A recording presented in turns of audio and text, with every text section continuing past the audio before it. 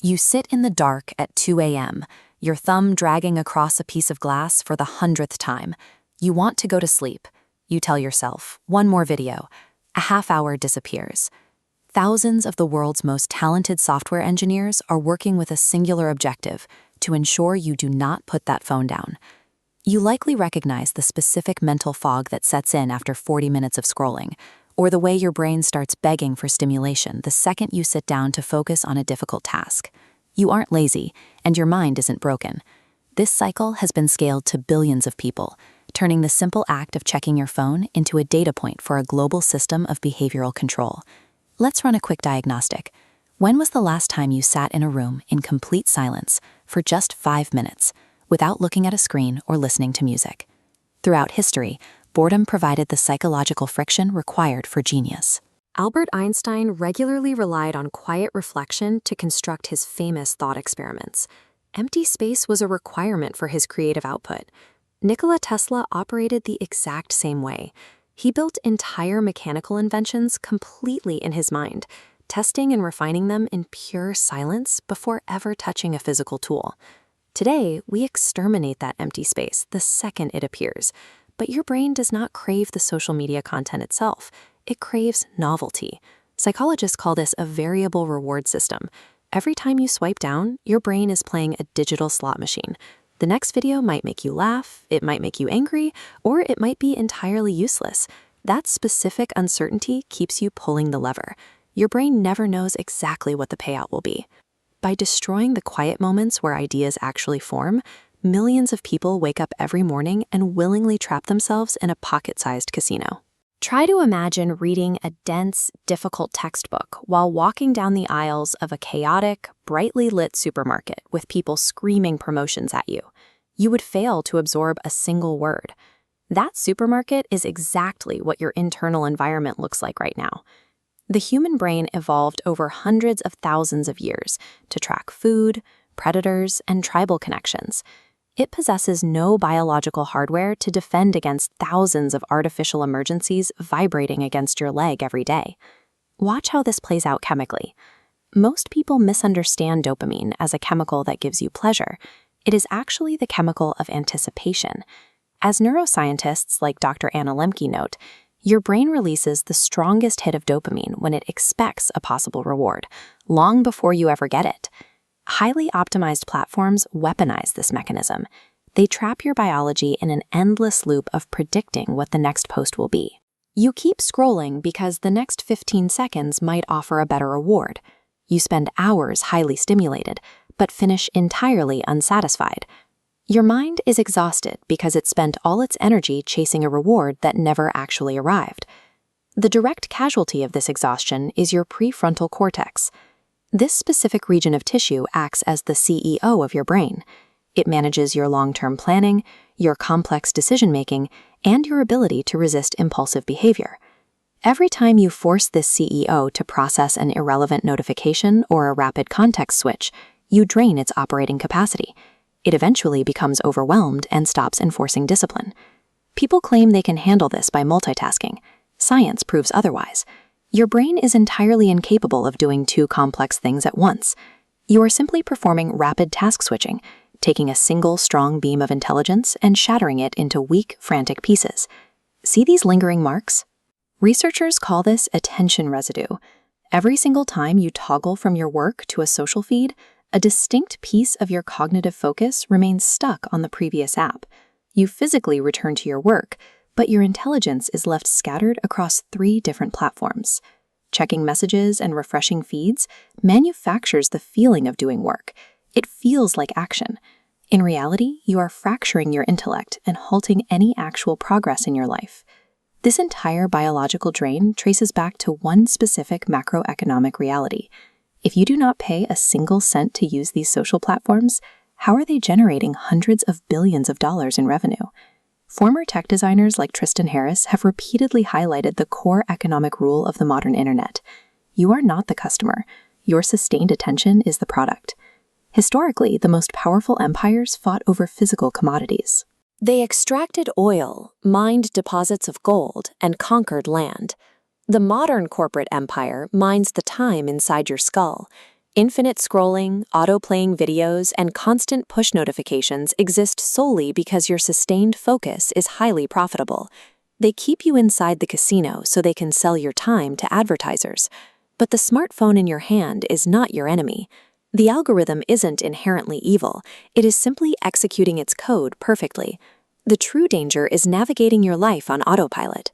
The second you stop making a deliberate, conscious choice about where to point your focus, an advertising algorithm will gladly make the choice for you. Which leaves us with an uncomfortable question. Millions of incredibly smart, ambitious people know exactly how much time and potential they are wasting every single day. So why can't they just put the phone down? Willpower alone cannot solve this. The difficulty lies in how these digital cycles have physically embedded themselves into your nervous system. If you find yourself unable to put your phone down, you aren't lacking willpower. Millions of intelligent people are trapped in the exact same cycle. The reality is that your brain's deeply ingrained habit loops have been quietly hijacked by algorithms engineered to keep you scrolling. This constant overstimulation carries a physical cost. The part of your brain responsible for discipline and decision-making, the prefrontal cortex, is taking the hit. Think of it as the CEO of your mind. When you bombard it with endless notifications and endless feeds, that CEO gets overwhelmed and actively loses its ability to function. The clearest symptom of this overload is what happens to your focus. Researchers suggest our average attention span has eroded down to a mere 8 seconds. We are drowning in a flood of tiny algorithmic emergencies. Chronic overstimulation results in severe cognitive fog. Your mood swings become unpredictable, and a baseline of anxiety begins humming in the background of your daily life. The moment you feel it, you reach for your screen to drown it out. We have entered a state of passive, zombified consumption. We take in endless streams of content, but produce nothing, stripped of our capacity to think deeply or act with intention. To break this cycle, you have to manually rewire your neural pathways. You need a structured biological framework to recover. It's a 5-step neuroplasticity routine called the detox protocol. The first step is D, digital fasting. By intentionally stepping away from your screens for dedicated blocks of time, you stop the flood of artificial stimulation. This forces your brain's dopamine baseline to reset from a highly elevated state back to a healthy level. When an animal gets food poisoning, it instinctively stops eating. It fasts to let its body flush out the toxins. Your mind works the exact same way. When it's flooded with digital noise, you have to stop consuming so the system can clear itself. Steve Jobs understood this necessity perfectly. When he faced overwhelming information, he took long, silent walks without any devices.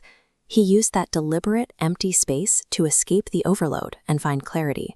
Once you've paused the noise, you move to E, eliminate mental junk. Social media platforms heavily reward negative content because outrage drives engagement. If you consume that material, your brain actively wires itself for toxic, pessimistic thinking. The author and former monk Jay Shetty realized that when you passively take in this curated digital junk, you are letting the algorithm choose your thoughts for you. You surrender your internal dialogue to a machine. You cannot heal a poisoned mind while you are actively drinking the poison. Ruthless curation of your digital inputs is the necessary first step for getting your focus back. Next is T, train deep focus. Your attention is a muscle that has atrophied.